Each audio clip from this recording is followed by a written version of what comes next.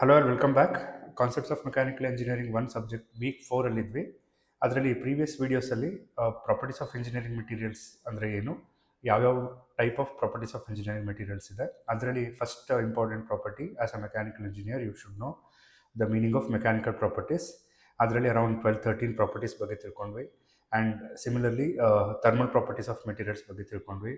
And what are the importance of electrical properties of materials ಬಗ್ಗೆ ತಿಳ್ಕೊಂಡ್ವಿ. In continuing that, we have two more important properties while selecting a particular uh, alloy or element for a particular application. One should know about chemical properties and magnetic properties. So ಈ ಸೆಷನಲ್ಲಿ ಈ ಎರಡು properties ಬಗ್ಗೆ ನಾನು ವಿವರಣೆ ಕೊಡ್ತಾ ಬರ್ತೀನಿ. First of all, you should know the meaning of chemical properties. So chemical, as the name indicates, ಯಾವುದೇ ಒಂದು ಮೆಟೀರಿಯಲ್ಲು ಕೆಮಿಕಲ್ ಚೇಂಜಸ್ ಆದರೆ, ತನ್ನೊಳಗಡೆ ಏನಾದರೂ ರಿಯಾಕ್ಷನ್ ಆಗಿ ಚೇಂಜಸ್ ಆದರೆ ಯಾವ ಥರ ಬಿಹೇವ್ ಮಾಡುತ್ತೆ ಅನ್ನೋದ್ರ ಬಗ್ಗೆ ಸ್ಟಡಿ ಮಾಡೋದಕ್ಕೆ ಕೆಮಿಕಲ್ ಪ್ರಾಪರ್ಟೀಸ್ ಅಂತ ಕರಿತೀವಿ. ಫಾರ್ ಎಕ್ಸಾಂಪಲ್ ನೋಡಿ, it describes how A material reacts with other substances, especially under environmental exposures. ಯಾವುದಾದ್ರು ಒಂದು ಮೆಟೀರಿಯಲ್ನ ಎನ್ವೈರ್ನಮೆಂಟ್ಗೆ ಎಕ್ಸ್ಪೋಸ್ ಮಾಡಿದಾಗ, that is like air, water, acids ಅಥವಾ ಎಕ್ಸ್ಟ್ರೀಮ್ ಟೆಂಪ್ರೇಚರ್ಸ್ಗೆ, ಅವಾಗ ಯಾವ ಥರ ಬಿಹೇವ್ ಮಾಡುತ್ತೆ, whether it will crore easily or whether it can use for like longer time, and what are its chemical applications, suitability of this material for chemical applications ಅನ್ನೋದನ್ನ ನಾವು decide ಮಾಡಬೇಕಾಗತ್ತೆ. ಹಾಗಾಗಿ one should know about the meaning of chemical properties of material is very very important before selecting a particular material for particular application. ಅದರಲ್ಲಿ ಮೊದಲನೇ chemical property is corrosion resistance. You already know the meaning of this. Corrosion resistance is a property that resist gradual destruction or degradation of a material due to chemical reaction. ಅಂದರೆ ಯಾವ ಒಂದು material degradation ಅಂದರೆ ಅದು ಏನಂತೀವಿ, ಅದರದ್ದು usage ಕಡಿಮೆ ಆಗ್ತಾ ಬರೋದು. ಡಿಸ್ಟ್ರಕ್ಷನ್ ಅಂದ್ರೂ ಕೂಡ ಅದೇ ಥರ ಮೀನಿಂಗ್ ಬರುತ್ತೆ. ಯಾಕೆ ಹಂಗಾಗುತ್ತೆ ಅಂದರೆ, ಎನ್ವೈರ್ನಮೆಂಟ್ ಜೊತೆ ಕೆಮಿಕಲ್ ರಿಯಾಕ್ಷನ್ ಆದಾಗ ಯಾವ ಮೆಟೀರಿಯಲ್ಲು ಈ ಥರ ಒಂದು ಡಿಗ್ರೇಡೇಷನ್ ಅಥವಾ ಡಿಸ್ಟ್ರಕ್ಷನ್ ಆಗೋದನ್ನ ರೆಜಿಸ್ಟ್ ಮಾಡುತ್ತೋ ಅಂಥ ಎಬಿಲಿಟಿ ಇರೋ ಮೆಟೀರಿಯಲ್ಗೆ ಕರೋಜನ್ ರೆಸಿಸ್ಟೆನ್ಸ್ ಇರೋ ಗುಣ ಇದೆ ಅಂತ ಹೇಳ್ಬೋದು. For example stainless steel, aluminium, ಅದರಲ್ಲೆಲ್ಲ ನಾವು ಅಲಾಯಿಂಗ್ ಎಲಿಮೆಂಟ್ಸ್ ಹಾಕೋದ್ರಿಂದ, ಅಥವಾ ಅಲ್ಯೂಮಿನಿಯಂ ಆಸ್ ದ ರಾ ಸ್ಟೇಟಲ್ಲೇ ಕೂಡ ಅದು ವೆರಿ ಕರೋಜನ್ ರೆಸಿಸ್ಟಿವ್ ಪ್ರಾಪರ್ಟಿ ಇದೆ. ಸ್ಟೇನ್ಲೆಸ್ ಸ್ಟೀಲ್ಗೆ ಅಲಾಯಿಂಗ್ ಎಲಿಮೆಂಟ್ಸ್ ಕ್ರೋಮಿಯಂ ಅಥವಾ ಮಾಲಿಬ್ಡಿನಮ್ ಎಲ್ಲ ಆ್ಯಡ್ ಮಾಡೋದ್ರಿಂದ ಕರೋಜನ್ ರೆಸಿಸ್ಟೆನ್ಸ್ ಬರುತ್ತೆ. ಸೊ ಅದಕ್ಕೆ ನಾವು ಹೈ ರೆಸಿಸ್ಟೆನ್ಸ್ ಅಂತ ಕರಿತೀವಿ. ಲೋ ರೆಸಿಸ್ಟೆನ್ಸ್ ಅಂತ ಹೇಳಿದ್ರೆ ಯಾವ ಒಂದು ಮೆಟೀರಿಯಲ್ಗಳು ಕಡಿಮೆ ರೆಸಿಸ್ಟೆನ್ಸ್ ಇದೆ ಕರೋಷನ್ ಆಗೋದಕ್ಕೆ. ಐರನ್, ಸ್ಟೀಲ್ ನಿಮ್ಗೆ ಗೊತ್ತಾ ಇದೆ. ಐರನ್ನ ನಾವು ವಾಟರ್ಗೆ ಹಾಕಿದ್ರೆ ಅಥವಾ ಅದರ ಮೇಲೆ ಏನಾದರೂ ಮಳೆ ಬಿದ್ದರೆ ಇಟ್ ವಿಲ್ ಕರೋಡ್ ಈಸಿಲಿ. ಸ್ವಲ್ಪ ದಿನಕ್ಕೆ ಅದರದ್ದು ಹಾರ್ಡ್ನೆಸ್ ಆಗಿರ್ಬೋದು, ಮೇನ್ ಪ್ರಾಪರ್ಟೀಸ್ನೇ ಕಳ್ಕೊಂಡ್ಬಿಡುತ್ತೆ. Similarly low carbon, high carbon and medium carbon steel ಕೂಡ ಅದರದ್ದು ಪ್ರಾಪರ್ಟೀಸ್ನ ಕಳ್ಕೊಳ್ತಾ ಬರುತ್ತೆ due to the corrosion. So ಹಂಗಾಗಿ ಕರೋಷನ್ ರೆಸಿಸ್ಟೆನ್ಸ್ ಗುಣ ಇರುವಂಥ ಅಪ್ಲಿಕೇಶನ್ಸ್ ನಾವು ಮರೈನ್ ಕಾಂಪೊನೆಂಟ್ಸಲ್ಲಿ ಯೂಸ್ ಮಾಡ್ತೀವಿ. ಮರೈನ್ ಕಾಂಪೊನೆಂಟ್ಸ್ ಅಂತ ಹೇಳಿದ್ರೆ ಸಿಯಲ್ಲಿ ಲೈಕ್ ಶಿಪ್ಸ್ ಆಗಿರ್ಬೋದು, ಸಬ್ಮೆರೀನ್ಸ್ ಆಗಿರ್ಬೋದು. ಸೊ ಅಲ್ಲಿ ನಮ್ಗೆ ಬೇಗ ರಸ್ಟ್ ಹಿಡಿಬಾರ್ದು, ಯಾವಾಗಲೂ ವಾಟರಲ್ಲೇ ಇರಬೇಕಾಗುತ್ತೆ. ಅದೇ ಥರ ಕಿಚನ್ ವೇರ್, ಇದು ಕೂಡ ತುಂಬ ಹೀಟ್ ಆ್ಯಂಡ್ ತುಂಬ ಯಾವಾಗಲೂ ವಾಟರ್ ಯೂಸ್ ಮಾಡೋದ್ರಿಂದ, ಸಾಲ್ಟ್ ಎಲ್ಲ ಯೂಸ್ ಮಾಡೋದ್ರಿಂದ ಬೇಗ ಇದು ಕರೋಡ್ ಆಗಬಾರ್ದು. ಹಾಗಾಗಿ ಕಿಚನ್ ವೇರ್ಸಲ್ಲಿ ನಾವು ಕರೋಷನ್ ರೆಸಿಸ್ಟೆನ್ಸ್ ಅನ್ನೋ ಗುಣಲಕ್ಷಣ ಇರುವಂಥ ಮೆಟೀರಿಯಲ್ಸ್ನ ಯೂಸ್ ಮಾಡ್ತೀವಿ.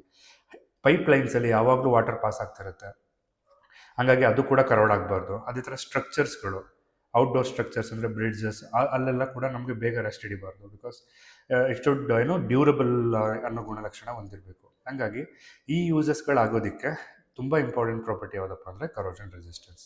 ಸೊ ಕೆಮಿಕಲ್ ಪ್ರಾಪರ್ಟೀಸಲ್ಲಿ very first is corrosion resistance. Second one is oxidation resistance. ಇದು ಕೂಡ similar to the corrosion resistance, but here especially the ability of a material to resist chemical reaction with oxygen, because atmosphere oxygen ಇರೋದ್ರಿಂದ ಬೇಗ ಎಲ್ಲ material ಮೇಲೂ react ಆಗೋ chances ಇರುತ್ತೆ, especially at high ಟೆಂಪ್ರೇಚರಲ್ಲಿ. ಆ ಒಂದು ಹೈ ಟೆಂಪ್ರೇಚರಲ್ಲಿ ಆಕ್ಸಿಜನ್ ಇದ್ರೂ ಕೂಡ ಯಾವ ಮೆಟೀರಿಯಲ್ಗಳು ಆ ಕೆಮಿಕಲ್ ರಿಯಾಕ್ಷನ್ ಆಗಿ ಡಿಗ್ರೇಡ್ ಆಗೋದನ್ನು ತಡೀತಾವೋ ಅಂಥ ಎಬಿಲಿಟಿ ಆಫ್ ಮೆಟೀರಿಯಲ್ಗೆ ನಾವು ಆಕ್ಸಿಡೇಷನ್ ರೆಸಿಸ್ಟೆನ್ಸ್ ಆಗೋ ಮೆಟೀರಿಯಲ್ಸ್ ಅಂತ ಕರಿತೀವಿ. ಈ ಒಂದು ಗುಣಲಕ್ಷಣ ತುಂಬ ಇಂಪಾರ್ಟೆಂಟ್ ಆಗಿ ಹೈ ಟೆಂಪ್ರೇಚರ್ ಯೂಸೇಜ್ ಆದ ಫರ್ನೆಸ್ಗಳು, ಎಂಜಿನ್ಸ್ಗಳು, ಟರ್ಬೈನ್ಸ್ಗಳು, ಇಲ್ಲೆಲ್ಲ ಥೌಸಂಡ್ಸ್ ಆಫ್ ಡಿಗ್ರಿ ಸೆಂಟಿಗ್ರೇಡಲ್ಲಿ ಒಳಗಡೆ ವರ್ಕ್ ಆಗ್ತಾ ಇರುತ್ತೆ. ಹಾಗಾಗಿ ಆ ಮೆಟೀರಿಯಲ್ಗಳು ಆಕ್ಸಿಡೇಷನ್ ಆಗೋದನ್ನ ತಡೆಯುವಂಥ ಕೆಪಾಸಿಟಿ ಇರುವಂಥ ಮೆಟೀರಿಯಲ್ಸೇ ಆಗಿರಬೇಕು. ಇಲ್ಲಿ nickel based alloys, stainless steel and similar to the non ferrous metals we can say that they have good resistance for oxidation. Similarly, carbon steel is poor resistance. So steel is react very much with oxygen in a quicker rate. ಬೇಗ ಅದು oxygen ಜೊತೆ react ಆಗಿಬಿಡುತ್ತೆ. So ಹಂಗಾಗಿ oxidation resistance ಇರೋ ಗುಣಲಕ್ಷಣ ಇರುವಂಥ ಮೆಟೀರಿಯಲ್ನ ನಾವು ಎಕ್ಸಾಸ್ಟ್ ಸಿಸ್ಟಮ್ಸ್ ಅಂದರೆ ಏರೋಪ್ಲೇನ್ ಅಥವಾ ರಾಕೆಟ್ ಎಂಜಿನಲ್ಲಿ ಔಟ್ಲೆಟ್ ಆಗುತ್ತಲ್ಲ, ಹೈ ಟೆಂಪ್ರೇಚರ್ ಎಕ್ಸಾಸ್ಟ್ ಆಗುತ್ತಲ್ಲ, ಅಲ್ಲಿ ಯೂಸ್ ಮಾಡ್ತೀವಿ. ಗ್ಯಾಸ್ ಟರ್ಬೈನ್ಸಲ್ಲಿ ಯೂಸ್ ಮಾಡ್ತೀವಿ. ಹೀಟಿಂಗ್ ಎಲಿಮೆಂಟ್ಸಲ್ಲಿ ಕೂಡ ಯೂಸ್ ಮಾಡ್ತೀವಿ. The next one is reaction with water. So similar to the oxygen. So ನೀವು ಹೇಳ್ಬೋದು ಫಸ್ಟ್ ಒನ್ನೇ ಕರೋಷನ್ ರೆಸಿಸ್ಟೆನ್ಸ್ ಅಂತ ಹೇಳಿದ್ರಿ, ಅದರಲ್ಲೂ ಕೂಡ ವಾಟರ್ ಆ್ಯಂಡ್ ಏರ್ ಬರುತ್ತೆ. But what are these two ಅಂತ ನಿಮ್ಗೆ ಅನಿಸ್ಬೋದು. ಬಟ್ ವಿ ಕ್ಯಾನ್ ಬೈಫರ್ಗೆಟ್ in a such a way that so ಆಕ್ಸಿಜನಿಂದ ರಿಯಾಕ್ಷನ್ ಆದರೆ ಏನಾಗುತ್ತೆ, ಬರೀ ವಾಟರಿಂದ ರಿಯಾಕ್ಷನ್ ಆದರೆ ಏನಾಗುತ್ತೆ ಅನ್ನೋದ್ರ ಬಗ್ಗೆ ತಿಳ್ಕೊಳ್ಳೋಕ್ಕೋಸ್ಕರ ಈ ಎರಡು ಪ್ರಾಪರ್ಟೀಸ್ನ ಲಿಸ್ಟ್ ಮಾಡಿರೋದು. So the ability of a material ನೋಡಿ, ರಿಯಾಕ್ಷನ್ ವಿತ್ ವಾಟರ್ ಆದಾಗ ಏನಾಗುತ್ತೆ, the chemical break down or corrosion of material due to exposure of water or moisture is known as hydrolysis ಅಥವಾ ರಸ್ಟಿಂಗ್ ಅಂತ ಕರಿತೀವಿ. This is not like resistance ಅನ್ನೋ word use ಮಾಡಿಲ್ಲ ಇಲ್ಲಿ ನಾನು. ಹಂಗಂದ್ರೆ ಏನು, ವಾಟ್ ಈಸ್ ರಸ್ಟಿಂಗ್? ವಾಟರ್ ಜೊತೆಗೆ ಎಕ್ಸ್ಪೋಸ್ ಆದಾಗ ಕೆಮಿಕಲ್ ಬ್ರೇಕ್ ಡೌನ್ ಆಗಿ ಬೇಗ ಕರೋಡ್ ಆಗುವಂಥ ಗುಣಲಕ್ಷಣಕ್ಕೆ ನಾವು ರಸ್ಟಿಂಗ್ ಅಥವಾ ಹೈಡ್ರಾಲಿಸಿಸ್ ಅಂತ ಕರಿತೀವಿ. So as usual iron rust quickly, whereas aluminium resist corrosion. So this is very simple, ಎಲ್ಲರಿಗೂ ಅರ್ಥ ಆಗುವಂಥ ಒಂದು ವರ್ಡ್ಸ್ ಇಲ್ಲಿರೋದು. ಸೊ ಐರನ್ನು ಬೇಗ ರಿಯಾಕ್ಟ್ ಆಗುತ್ತೆ ವಾಟರ್ ಜೊತೆಗೆ, ಅಲ್ಯೂಮಿನಿಯಮು ವಾಟರ್ ಜೊತೆ ರಿಯಾಕ್ಟ್ ಆಗಿ ಕರೋಷನ್ ಆಗೋದನ್ನ ರೆಸಿಸ್ಟ್ ಮಾಡುತ್ತೆ. So good good ability of material to resist rusting. ಅದರಲ್ಲಿ ಯಾವುದು ಒಳ್ಳೆ ಮೆಟೀರಿಯಲ್ಸ್ ಅಂದರೆ ಅಲ್ಯೂಮಿನಿಯಂ ಮತ್ತು ಕಾಪರು, ಯಾವುದು ಪುವರ್ ಅಂದರೆ iron and carbon steel. So structures, pipelines, tanks, construction ಮೆಟೀರಿಯಲ್ಸಲ್ಲಿ ನಾವು ವಾಟರ್ ಇದ್ರೂ ಕೂಡ ಮೆಟೀರಿಯಲ್ಲು ರಸ್ಟ್ ಹಿಡಿದಿರುವಂಥ ಗುಣಲಕ್ಷಣ ಇದೆ ಅಂತ ಹೇಳಿದ್ರೆ because of these type of resisting capacity of corrosion. Next important properties magnetic properties, ಅಂದರೆ ಕನ್ನಡದಲ್ಲಿ ನಾವು ಕಾಂತೀಯ ಗುಣಲಕ್ಷಣಗಳು ಅಂತ ಕರಿತೀವಿ. So this is very important because ನಮ್ಮ ಅರ್ಥನೇ ಒಂದು ಮ್ಯಾಗ್ನೆಟಿಕ್ ಫೀಲ್ಡಲ್ಲೇ ವರ್ಕ್ ಆಗ್ತಿರೋದು ಅಂತ ನಮಗೆಲ್ಲರಿಗೂ ಗೊತ್ತಿದೆ. ನಾವು ಯೂಸ್ ಮಾಡುವಂಥ ಮೆಟೀರಿಯಲ್ಗಳು ಕೂಡ how they respond to a magnetic field. Magnetic ಫೀಲ್ಡ್ಗೆ ಬಂದಾಗ ನಾವು ಚೂಸ್ ಮಾಡೋ ಮೆಟೀರಿಯಲ್ಸ್ಗಳು ಯಾವ ಥರ ಬಿಹೇವ್ ಮಾಡುತ್ತೆ. ಹಾಗಾಗಿ ಎಲೆಕ್ಟ್ರಿಕಲ್ಲು, ಎಲೆಕ್ಟ್ರಾನಿಕ್ಕು, ಎಲೆಕ್ಟ್ರೋಮ್ಯಾಗ್ನೆಟಿಕ್ ಅಪ್ಲಿಕೇಶನ್ಸ್ ಜಾಸ್ತಿ ಯೂಸ್ ಮಾಡೋದು ನಾವು ಮೋಟರ್ಸಲ್ಲಿ, ಟ್ರಾನ್ಸ್ಫಾರ್ಮರ್ಸಲ್ಲಿ, ಇಂಡಕ್ಟರ್ಸಲ್ಲಿ ನಾವು ಪ್ರತಿನಿತ್ಯ ನೋಡ್ತಿರ್ತೀವಿ. ಈ ಒಂದು ಅಪ್ಲಿಕೇಶನ್ಸಲ್ಲಿ ನಾವು ಮೆಟೀರಿಯಲ್ನ ಚೂಸ್ ಮಾಡುವಾಗ ಮ್ಯಾಗ್ನೆಟಿಕ್ ಫೀಲ್ಡ್ ಇರುತ್ತೆ, ಹೈ ಮ್ಯಾಗ್ನೆಟಿಕ್ ಫೀಲ್ಡು. ಅಲ್ಲಿ ಯಾವ್ಯಾವ ಥರ ಪ್ರಾಪರ್ಟೀಸ್ ಇದೆ ಅನ್ನೋದ್ರ ಬಗ್ಗೆ ನಿಮಗೆ ಗೊತ್ತಿರಬೇಕು. ಅದರಲ್ಲಿ ಮೊದಲನೇ ಗುಣಲಕ್ಷಣ ಯಾವುದಪ್ಪ ಅಂದರೆ magnetic permeability. So as the meaning ನೋಡಿ, ಪರ್ಮಿಯಬಿಲಿಟಿ ಅಂತ ಇದೆ ಅಂತ ಹೇಳಿದ್ರೆ it's ability of a material to allow magnetic lines of forces to pass through it. So ಯಾವ ಒಂದು ಮೆಟೀರಿಯಲ್ಸ್ಗಳು ತನ್ನೊಳಗಡೆ ಮ್ಯಾಗ್ನೆಟಿಕ್ ಲೈನ್ಸ್ ಆಫ್ ಫೋರ್ಸಸ್, ಈಗ ನೋಡ್ಬೋದು ಇಲ್ಲಿ ನೀವು ವುಡ್ಡಲ್ಲಿ ನೀವು ಒಳಗಡೆ ಯಾವುದೇ ಲೈನ್ಸ್ ಕಾಣಿಸ್ತಿಲ್ಲ. ಸೊ ಹಂಗಾಗಿ ಮ್ಯಾಗ್ನೆಟಿಕ್ ಲೈನ್ಸ್ ಪಾಸ್ ಆಗಿಲ್ಲ ಅಂತ. ಅದಕ್ಕೆ this is A poor conductor of magnetic properties ಅಂತ ಹೇಳ್ತೀವಿ. ಐರನ್ ಮ್ಯಾಗ್ನೆಟಿಕ್ ಫೀಲ್ಡ್ ಬರುತ್ತೆ, ಅಗೇನ್ ಇಟ್ ವಿಲ್ ಪಾಸ್, ಅದರೊಳಗಡೆ ಪಾಸ್ ಮಾಡಿಕೊಡುತ್ತೆ.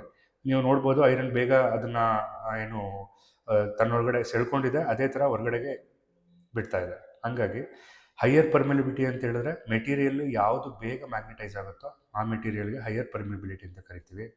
SI unit henry per metre. So higher permeability means soft iron ಆಗಿರ್ಬೋದು, ಸಿಲಿಕಾನ್ ಸ್ಟೀಲ್ ಆಗಿರ್ಬೋದು. ಲೋಯರ್ ಪರ್ಮಿಬಿಲಿಟಿ ಯಾವುದಿರುತ್ತೆ, air, wood, plastic. ಗಾಳಿ magnetic permeability ಗುಣ ಹೊಂದಿಲ್ಲ ಅಥವಾ ಕಡಿಮೆ ಹೊಂದಿದೆ. ವುಡ್ಡಲ್ಲಿ ಇಲ್ಲವೇ ಇಲ್ಲ. ಪ್ಲಾಸ್ಟಿಕ್ಕು ಕೂಡ ಲೋ ಪರ್ಮಿಬಿಲಿಟಿ ಮೆಟೀರಿಯಲ್ಲು. ಐರನ್ ಮತ್ತು ಸ್ಟೀಲು ಹೈ ಪರ್ಮಿಬಿಲಿಟಿ ಮೆಟೀರಿಯಲ್ಸ್. ಹಂಗಾಗಿ ನಾವು ಟ್ರಾನ್ಸ್ಫಾರ್ಮರ್ ಕೋರ್ಸ್ ಆಗಿರ್ಬೋದು, ಟ್ರಾನ್ಸ್ಫಾರ್ಮರ್ಸಲ್ಲಿ, ಇಂಡಕ್ಟರ್ಸಲ್ಲಿ, ಎಲೆಕ್ಟ್ರೋಮ್ಯಾಗ್ನೆಟಿಕ್ ಶೀಲ್ಡಿಂಗಲ್ಲಿ ನಾವು ಐರನ್ ಮತ್ತು ಸಿಲಿಕಾನ್ ಸ್ಟೀಲ್ನ ಜಾಸ್ತಿ ಯೂಸ್ ಮಾಡ್ತೀವಿ. Next important property of magnetic property is magnetic flux density. ಅಂದರೆ the amount of magnetic field or flux passing through a unit area of a material. ಒಂದು unit area of A ಮೆಟೀರಿಯಲಲ್ಲಿ ಎಷ್ಟು magnetic field pass ಆಗ್ತಾ ಇದೆ ಅನ್ನೋದ್ರ ಬಗ್ಗೆ ತಿಳ್ಕೊಳ್ಳೋದಕ್ಕೆ magnetic flux density ಅಂತ ಕರಿತೀವಿ. So it indicates the strength of magnetic field inside the material. ಒಂದು ಮೆಟೀರಿಯಲ್ ಒಳಗಡೆ ಮ್ಯಾಗ್ನೆಟಿಕ್ ಫೀಲ್ಡ್ದು ಸ್ಟ್ರೆಂತ್ ಏನಿದೆ ಅನ್ನೋದನ್ನು ತೋರಿಸುತ್ತೆ. ಹಾಗಾಗಿ magnetic circuit design, again transformer ಮೋಟರ್ಸಲ್ಲಿ ನಾವು ಈ ಒಂದು ಪ್ರಾಪರ್ಟಿ ತುಂಬ ಇಂಪಾರ್ಟೆಂಟ್ ಆಗುತ್ತೆ. ಮ್ಯಾಗ್ನೆಟೈಸೇಷನ್ ಅಂದ್ರೇನು? It's a process by which material develops magnetic properties when placed in a magnetic field. Magnetic field ಒಳಗಡೆ ನೀವೇನಾದರೂ ಮೆಟೀರಿಯಲ್ನ ಇಟ್ಟಾಗ ಆ ಮೆಟೀರಿಯಲ್ಲು ಯಾವ ಥರ ಮ್ಯಾಗ್ನೆಟಿಕ್ ಫೀಲ್ಡ್ ಒಳಗಡೆ ಒಕ್ಕೊಳ್ಳುತ್ತೆ ಅಂತ. ಫಾರ್ ಎಕ್ಸಾಂಪಲ್ ಐರನ್, ಸಾಫ್ಟ್ ಐರನ್ನ ಟೆಂಪ್ರರಿ ಮ್ಯಾಗ್ನೆಟ್ಸ್ ಅಂತ ಕರಿತೀವಿ. ಆಲ್ನಿಕೋರ್ ಫೆರೈಟ್ ಮ್ಯಾಗ್ನೆಟ್ಸ್ನ ಪರ್ಮನೆಂಟ್ ಮ್ಯಾಗ್ನೆಟ್ಸ್ ಅಂತ ಕರಿತೀವಿ. ಸೊ ಈ ಒಂದು ಇಂಪಾರ್ಟೆಂಟ್ ಗುಣಲಕ್ಷಣಗಳನ್ನು ಕೂಡ ನಾವು ಟ್ರಾನ್ಸ್ಫಾರ್ಮರ್ಸ್ ಮತ್ತು ಮೋಟರ್ಸಲ್ಲಿ ಕಾಣ್ಬೋದು. ಸೊ ಐ ಥಿಂಕ್ ನಿಮ್ಗೆಲ್ಲರಿಗೂ ಅರ್ಥ ಆಯಿತು ಅಂತ ಭಾವಿಸ್ತೀನಿ. If you have any doubts you can leave a comment. Thank you.